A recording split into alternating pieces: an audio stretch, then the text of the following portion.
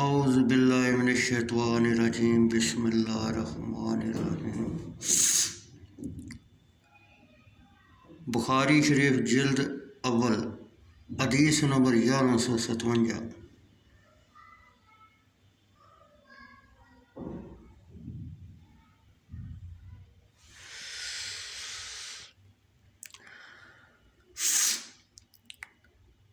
حضرت سہل بن سعد رضی اللہ تعالیٰ عنہ سے روایت ہے کہ رسول اللہ صلی اللہ علیہ وسلم کو خبر پہنچی کہ بنی عمرو بن اوف کے درمیان جھگڑا ہو گیا ہے۔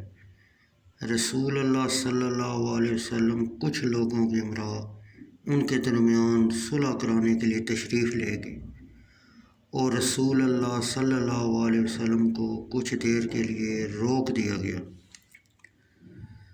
اور نماز کا وقت ہو گیا۔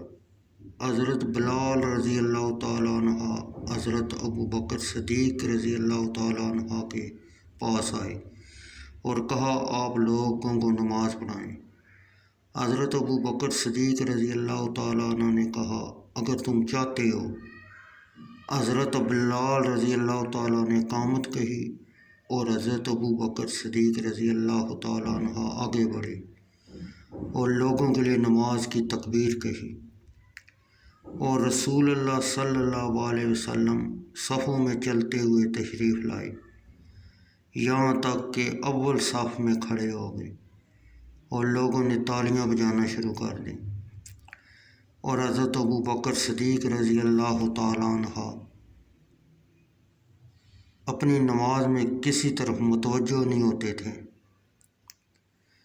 جب لوگوں نے بکثرت تالیاں بجانے شروع کر دیں تو حضرت ابو بکر صدیق رضی اللہ تعالیٰ عنہ متوجہ ہوئے اور دیکھا کہ رسول اللہ صلی اللہ علیہ وسلم پہلی صف میں جلوہ فرما ہیں۔ رسول اللہ صلی اللہ علیہ وسلم نے حضرت ابو بکر صدیق رضی اللہ تعالیٰ عنہ کو اشارہ کرتے حکم دیا کہ آپ نماز پڑھائیں۔